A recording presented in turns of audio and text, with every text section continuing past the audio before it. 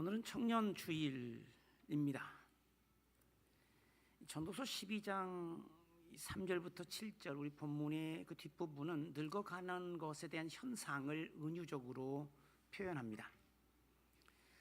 오늘 우리는 사실 이 민태원이 썼던 청춘 예찬을 다시 반복하려 하진 않습니다. 생략하려고 합니다. 이 뒷부분의 내용은 사실 신체에 빗댄 내용들이죠. 우리가 인생을 생로병사라고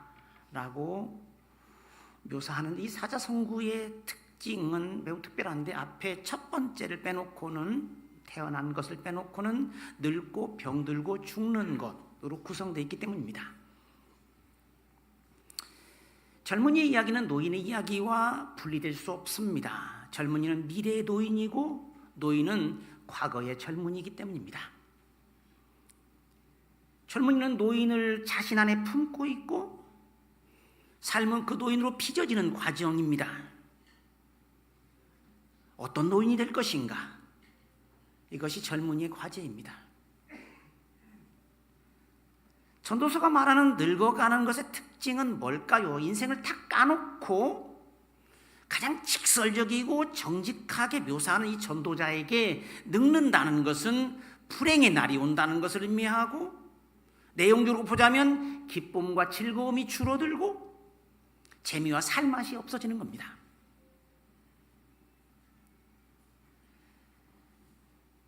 젊은 시절을 살아본, 그리고 지금 나이든 이들로서 여러분 어른들은 젊은이들에게 어떤 권고를 하시겠습니까?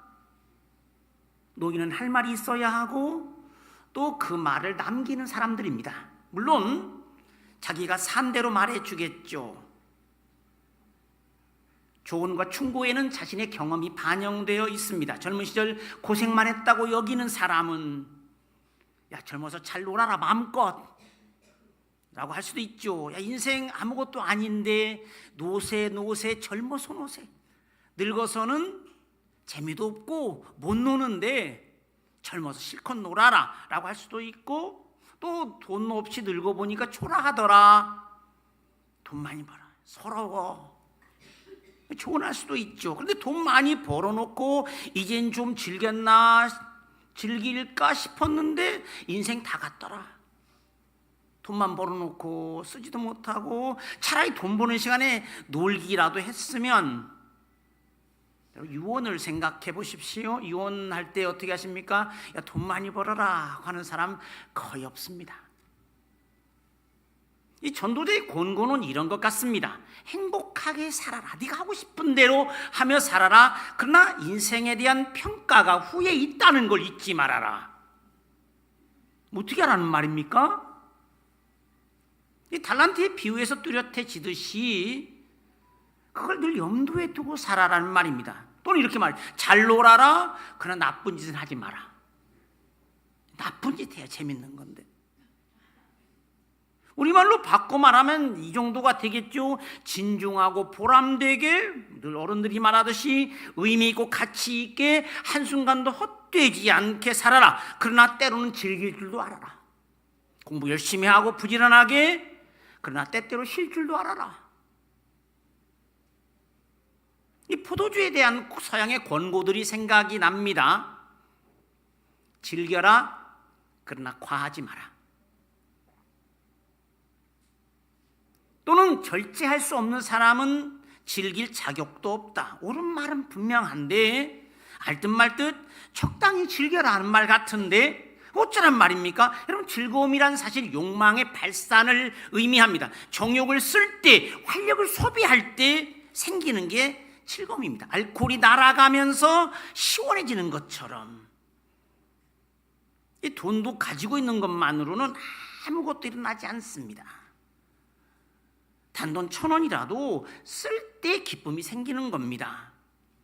은행에 둔 돈은 즐거움을 만들어내지 못합니다. 삶의 원리가 그렇죠. 시간도 돈도 젊음도 생명도 주고 즐거움으로 교환하는 작업, 그것들을 값으로 치르고 사는 겁니다. 그럴 때마다 공부도 시간을 투자해서 학위를 하는 것도 시간을 버리고 대가로 얻는 것들입니다. 결국 인생도 투자이며 소비죠.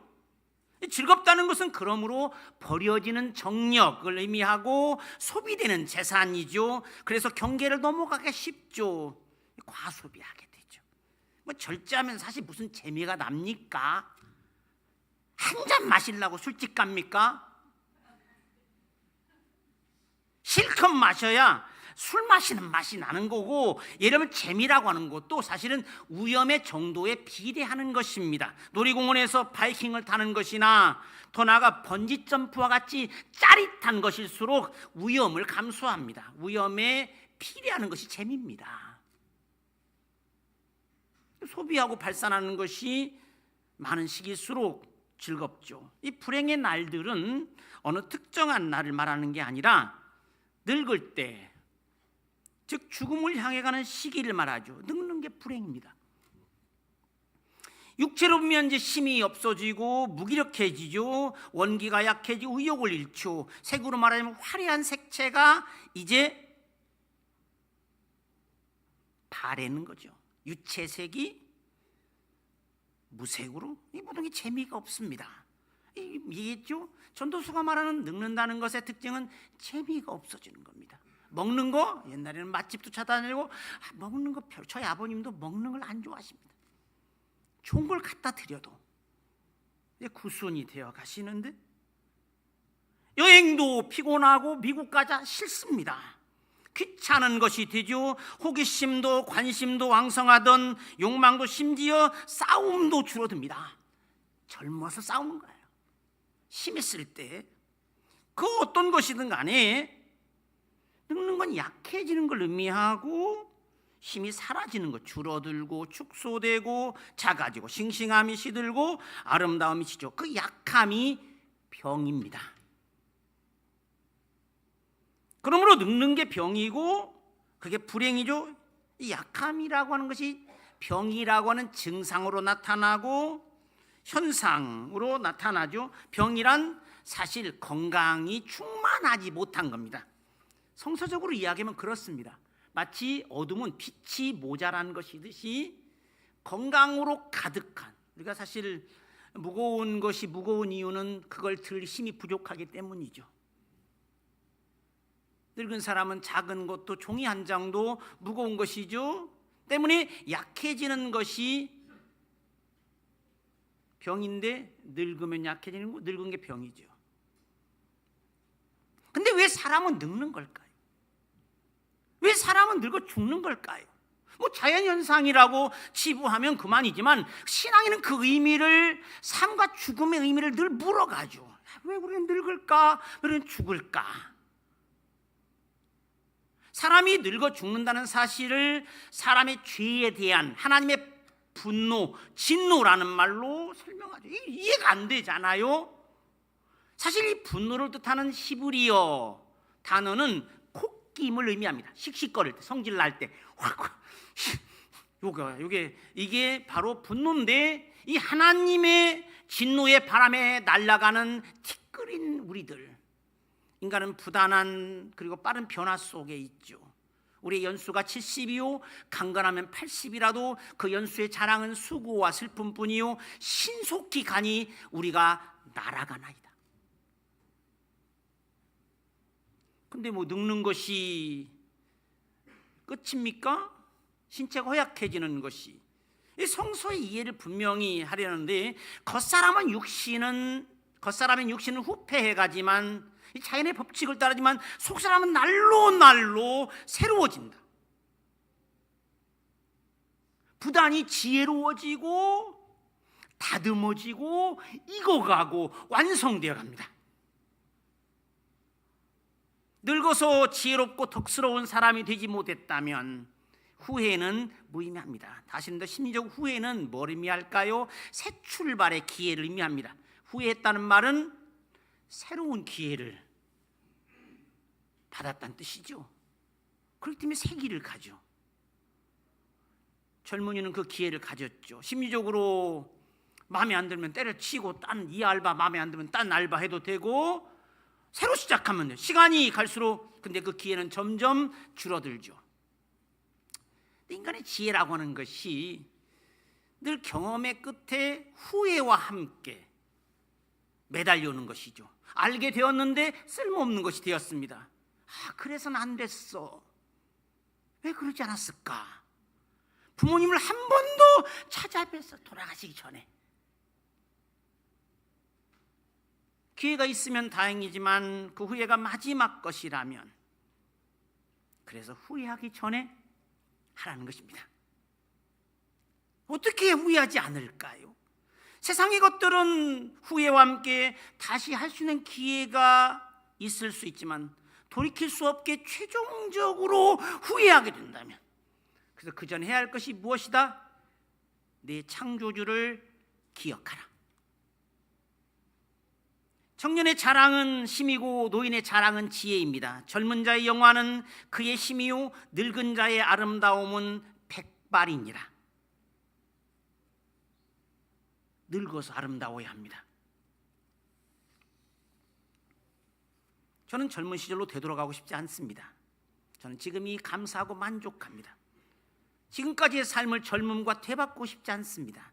다시 산다 해도 더 잘 살 수 있다는 자신감도 물론 없지만 적어도 깨달음을 얻은 지금이 미숙했던 과거보다 더 행복하기 때문입니다.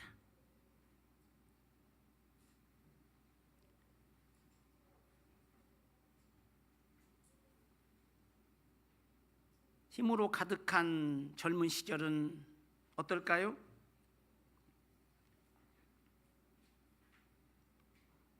늘 질풍노도의 시기죠. 우리가 늙었다고 해서 모두가 다 지혜로워지는 것은 아닙니다.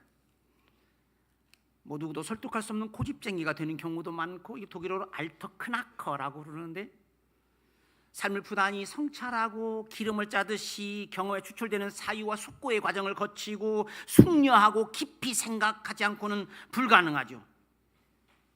늘 죽음을 염두에 두지 않고는 안 된다는 겁니다. 그래서 우리의 날들을 계속하게 해주셔서 우리도 지혜롭게 해달라고. 이게 얼마 안 남았는데 이거 어떻게 되는지 깊이 고민하고 숙고하고 묻고 생각하지 않으면 안 된다는 얘기죠. 죽음만이 지혜의 여곽입니다. 백발에서 드러나는.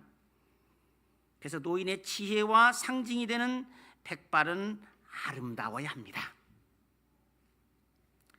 제 친구 중에 군종 병과장을 역임한 친구가 하나 있습니다. 그래서 그곳에 초청을 받게 되었는데 2019년 11월인데 그때 이제 고등학교 동기들을 한 40여 년 가까이 처음 만났는데 친구 중에 하나가 저를 보더니 이렇게, 야, 너 참 잘 늙었다. 저보고 너 참 잘 늙었다. 이게 진짜로 하는 말이에요. 진지하고. 그래서 이 친구가 저에게 익산으로 찾아온 적이 있습니다. 다시 한번. 그래서 제가 그에게 뭐라고 했을까요? 너 영안이 열렸구나. 너 드디어 영안이 열렸구나.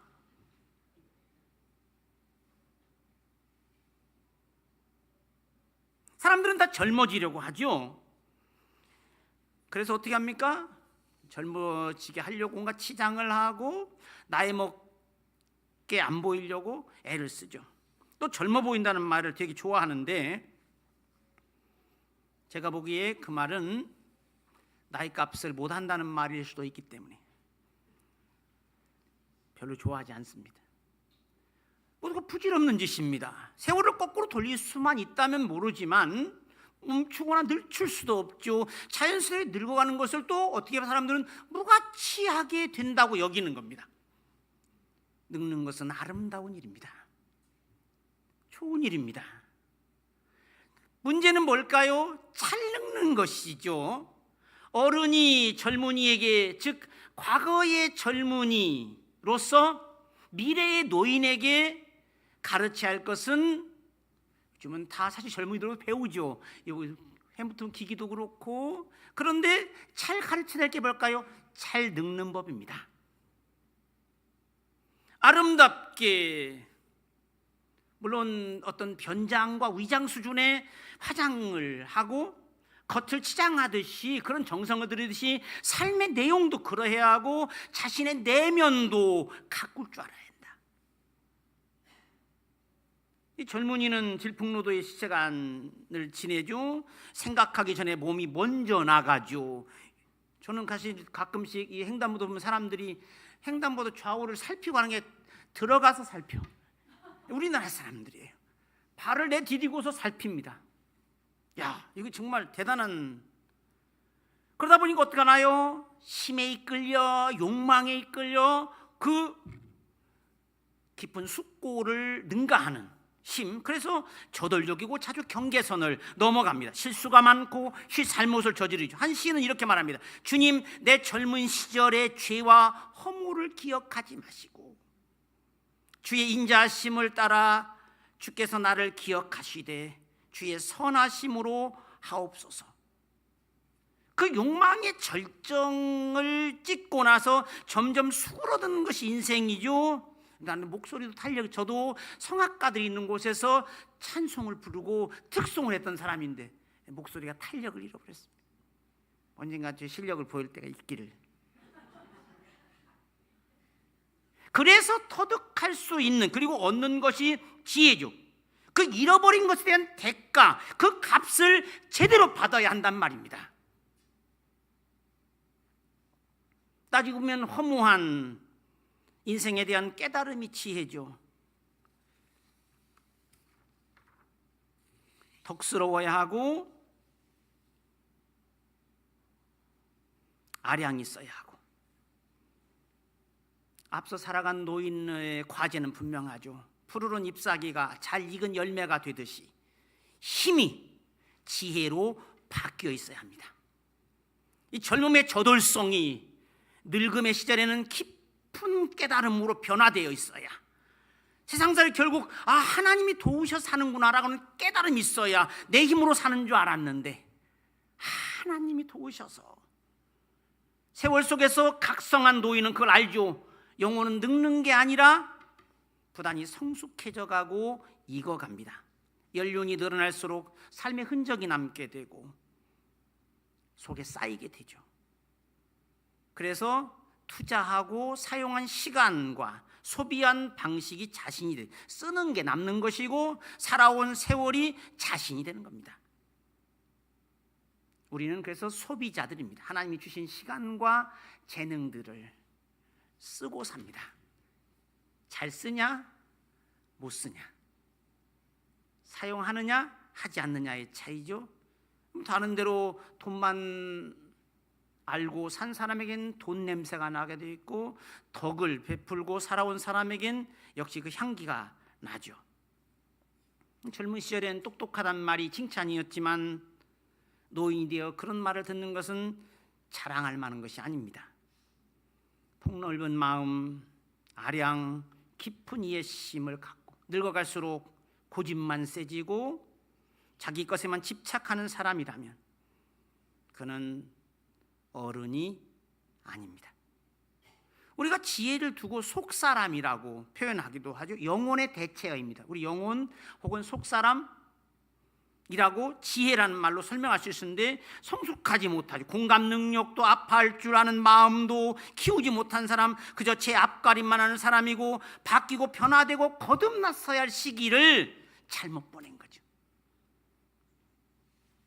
세상적으로 제 욕심 챙기기만. 그래서 우리가 다 알고 있던 대로 그런 내용을 담은 시가 유한진 씨의 키죠. 부끄럽게도 여태껏 나는 자신만을 위하여 울어왔습니다. 아직도 가장 아픈 울음, 속울음은 언제나 나 자신을 위하여 터져나오니 얼마나 더 나이 먹어야 마음은 자라고 마음의 키가 얼마나 자라야 남의 목도 울게 될까요? 삶이 아파 서른 날에도 나 외엔 볼 수 없는 눈, 삶이 기뻐 웃는 때에도 내 웃음소리만 들리는 귀, 내 마음 난장인 줄 미처 몰랐습니다. 부끄럽고 부끄럽습니다.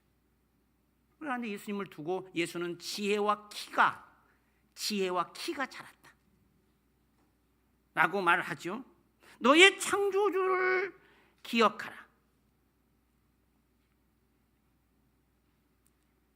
어떤 사본에는 이 창조주가 죽음으로 나온다고 합니다. 죽음을 또는 죽는다는 걸 기억하라. 우리가 보통 라틴어로 메멘토 모리라고 하는 메멘토 모리.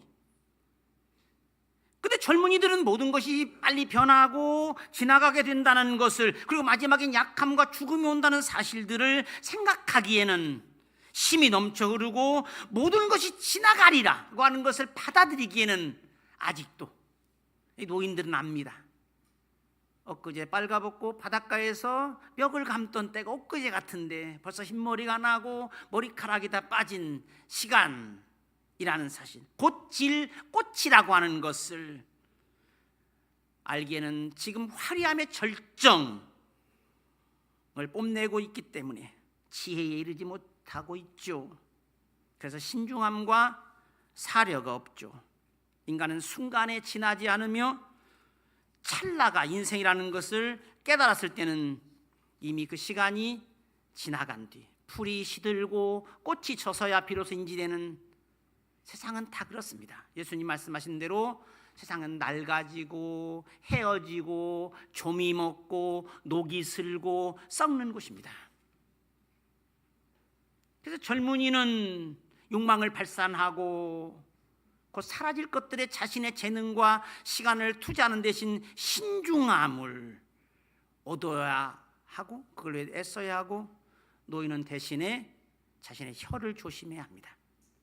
노인이 되었을 때 그 잎사귀, 푸른 잎사귀와 같은 말을 줄이고, 설사 그가 하는 말은 거기에 삶이 녹아들고 다듬어지고 정제된 보석 같은 말들이 나와야 합니다. 지혜의 말이 열매로서 삶을 보일 수 있도록 변화되었어야죠. 여러분이 하완 씨가 쓴 책 중에 2018년도와 재판으로 2024년도에 나온 책의 제목이 하마터면 열심히 살 뻔했다 라는 책이 있습니다. 하마터면 열심히 살 뻔했다. 그저 무조건 열심히 사는 게 달까? 물론 이 책은 게으르고 놀고 그렇게 살아라고 권하는 책이 아니죠. 단 한 번뿐인 것이 인생이고 젊으면 너무나 빨리 지나가기 때문에 제대로 살아라. 우리가 늘 듣던 말이면 야 열심히 해 하는 말을 우리는 수없이 들으면서 살아왔습니다. 뭘 위해서 열심히 해? 그 열심히 살다가 보니까 늙은 거죠.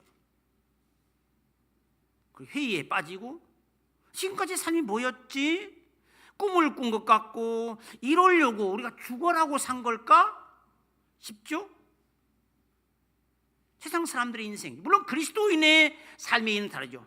삶은 하나님이 보내셔서 여기에 오게 된 것이고 그분이 주신 선물이었고 그분의 동행과 인도 속에, 그리고 마지막 그분이 맞아주실 그것을 내다보고 살죠. 그래서 그의 도우심 속에 누렸고 의미 있게 그분의 손이 되어 그분의 의로운 도구로서 살아온 삶이었고, 그래서 우리의 육신은 늙어가지만 우리의 삶은 자부심이 넘치고 감사가 가득하고, 그래서 삶이 끝날 때 어떻게 될까요? 많은 말을 할 수 없겠죠. 감사하며 지상의 여행을 마치고 거둔 결실과 함께 하늘 아버지께로 가는 거죠. 나의 달려갈 길을 다 달리고 내가 믿음을 지켰고 이제 나를 위하여 의로운 면류관이 준비되어 있다. 물론 지혜에는 많은 시간이 필요하죠. 경험이 축적돼야 하고 거기서 추출돼야 하는 것이 지혜죠. 그래서 노인은 늘 지혜를 담아놓은 곡간이죠. 근데 인간은 뭡니까? 하루살이입니다. 인간의 지혜는 너무나 짧습니다. 아침 해가 떠서 저녁 해가 질 때까지 하루 동안 일하는 일일 노동자라고 욥기는 이야기합니다. 사실 이제 안개라는 말로 표현하는데 이 안개라는 말이 실제로는 물에서 나오는 수증기를 의미합니다. 끓을 때 없는 건 아니지만 있다고 말하기도 좀 그런, 너무나 짧은 거죠. 지혜를 모으기에는 너무나, 우리 다 아는 대로 아빠 엄마 노릇을 2번 하면 잘할 것 같고, 그런데 기회가 없습니다. 인간이 가진 위대함은 그런데 사실 찰나를 살면서도 영원을 내다본다. 이 전도서 3장 11절에 나오는 내용이고요. 한순간을 살면서도 영원을 바라보고 그리워하는 사람, 먼지에 불과한 인간이 저 창조주를 노래할 줄 알고 그분의 뜻을 추구하며 산다? 이것이 인간이 가진 위대함이죠. 그런데 깨달음을 얻는 순간 후회가 되어서는 안 되죠. 우리가 아는 대로 주님을 기억하란 말, 하나님의 말씀이 그렇죠. 저는 이렇게 늘 생각을 합니다. 하나님은 천년을 사신 어른과 같고, 그분의 말씀은 천년을 세공한 보석과 같고, 그분의 지혜는 천년을 묵힌 묵은지와 같다고. 우리 하루살이들이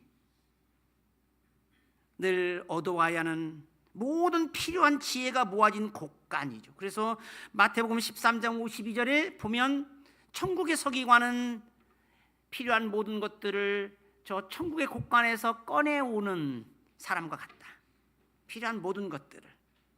저도 한 10년 설교하면 설교거리가 다 떨어질 줄 알았습니다. 그런데 한 1%나 했을까 싶은 마음이 있습니다. 여전히 주님 말씀은, 이 하나님을 기억하란 말이 그거죠. 늘 그분의 말씀의 안내를 받고 그분을 기준으로 삼고 그분을 늘 염두에 두면서 살아라 하는 것입니다. 잊지 않기를 바랍니다. 잊어서는 안 됩니다. 오늘 이 사순절 첫 번째 주일입니다. 물론 이 주일에 우리가 사순절의 의미를 다 말하기는 어렵고 다음 주에 사순절의 의미를 한번 살펴보려 합니다. 고난과 죽음의 과정을 통하여 부활이라고 하는 열매를 맺어가는 과정, 찰나와 순간의 삶을 살지만 영원의 뿌리를 두고 하늘의 손을 뻗고 살라고 하는 바로 그 시기라고 할 수 있습니다. 그 소망 속에서 부단히 달려가는 거죠. 괴테는 이렇게 말한 적이 있습니다. 중요한 것은 속도가 아니라 방향이다. 왜 청년에게 신앙이 중요하며 결정적인지를 말해주죠. 하나님은 모든 것에 대해 마지막에 평가하고 심판하실 것입니다. 자신은 자기 아이들에게 한 가지, 신앙생활만 잘해라 라고 말하는 어떤 안수 집사님 이야기를 듣, 자기 자식에게 다른 거 모르게 하나 신앙생활만 잘해라 라고 말한 분이 있었습니다. 마지막으로 용혜원의 시, 여러분이 하는 대로 내게로 오려면을 한번 읽을까 합니다. 주님이 오라고 하는 그대 내게로 오려면 망설이지 말고 서성거리지도 말고 지금 그대로 달려오라. 괜한 생각에 괜한 고민에 시간을 다 보내고 나면 사랑했던 마음도 그리워했던 마음도 사라져 내 마음에 그리움이 커져 심장 터지고 가슴이 찢어지는 소리가 들리는가. 살다 보면 떠나가 버리는 시간이 아쉽고 허무할 뿐인데 무슨 변명과 무슨 이유가 있는가. 우리의 심장에 따뜻한 피가 도는 그 시간을 다 보내고 나면 그 아픔과 그 혼란을 이야기한들 무슨 위로가 되겠는가. 세월이 다 지난 뒤에 그리고 홀로 미쳐 날뛴들 무슨 소용이 있는가. 그대 나에게로 오려면 모든 것을 버리고 모든 것을 다 박차고 지금 그대로 달려오라. 지혜와 활기의 셈인 하나님께로 돌아와야 그러면 선한 열망을 발산하며 마음껏 진짜 행복하게 살 수 있습니다. 하나님을 기억하는 것이 일체의 비결이죠. 하나님을 두려워하고 또 동시에 하나님께 감사하며 하나님의 매력에 빠져서 살아가는 그것이 가치 있는 삶을 자신의 삶을 기쁨으로 삼으면서 충분히 즐길 수 있는 인생은 늙어가지만 영혼은 새로워집니다. 사람은 녹슬어서가 아니라 달아서 끝나야 합니다. 열매를 맺고 향기가 나도록 그 안내자가 창조주이십니다. 그분을 늘 기억하는 것. 그래서 죽어도 후회하지 않을 삶을 살아가기를. 마지막 저는 우리 권사님들 장로님들 보면서 그 전에도 그랬지만 너무나 예쁘다는 이야기를 합니다. 그러면 이제 아니라고 하죠. 사실 그 시간이 순식간에 지나가지만 우리가 사는 젊음이 아름답고 예쁜 것이고 힘차죠. 아마 젊은 시절, 소년 소녀 시절, 남자들도 마찬가지겠지만 여자들에게 처녀와 새댁 시절이 예쁘지 않았던 사람이 누가 있었습니까? 동네 총각들, 어쩌면 가슴 설레게 만들고 잠 못 이루게 한 권사님들도 많았을 것입니다. 그러나 순식간에 지나갑니다. 우리 장로님들, 권사님들이 그 시절을 지나왔죠. 그들이 늙음의 모델입니다. 육체적으로 아름다운 시절은 같지만 하나님의 손이 되어 살아온 지난 시간들은 없어지지 않는 아름다움으로 남았습니다. 젊을 때 푸른 싱싱함도 물론 예쁘지만 중년의 기품과 노년의 우아함은 따라갈 수 있는 것이 아닙니다. 그것을 조각해내는 것, 외모가 아니라 가치를, 그것은 지나간 시간을 어떻게 소비했느냐에 따라 결정되죠. 세월을 보내며 낡아지는 육신 대신에 영혼을 아름답게 만들고 속사람을 지혜롭게 만드는 것, 잘 늙는다는 것, 그것은 진짜 어른이 되는 것이고, 진짜 어른이 되는 것은 결코 쉬운 일이 아닙니다. 늙었을 때 진짜 어른이 되었어야 그 길을 우리는 젊은이들에게 가르쳐 주려 합니다. 세상살이가 천국을 향해 뛰어오르는 뜀틀이 되도록 그 훈련의 마지막을 늘 바라보고, 터널에는 끝이 있습니다. 그 터널을 끝까지 간 사람만이 그 끝을, 그 끝에 밝은 빛을 볼 수 있습니다. 우리의 시작과 끝을 알고 계신 분의 안내를 받으시기를. 끝까지 견디는 자는 구원을 얻으리라. 사순절은 이 빛의 틈새를 통해 쉽지 않은 이 시절을 지나가면서 우리에게 현실이 되는 부활을 향한 어둠의 시기, 쉽지 않은 고난에 그러나 기쁨과 보람과 행복을 축적하는 과정이 되기를 주님의 이름으로 축원합니다. 하나님 아버지 감사합니다. 젊은이들을 붙드시어 땅에서 사는 삶이 하나님의 뜻을 내던진 채 욕심이나 이루려고 애쓰는 그저 탐욕을 쫓아가느라 시간을 소비하는 것이 되지 않게 해주시고, 없어지지 않는 영원한 것을 추구하며 살아감으로 주님의 손에 들린 유용한 도구로 살아갈 수 있도록, 그렇게 주님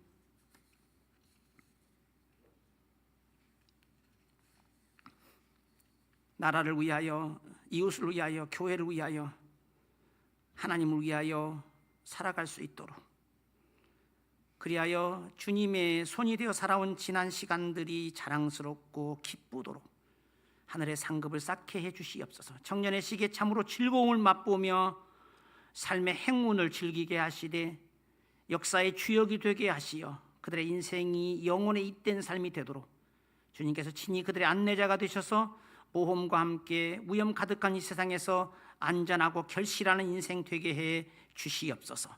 우리 구주 예수 그리스도의 이름으로 기도하옵나이다. 아멘.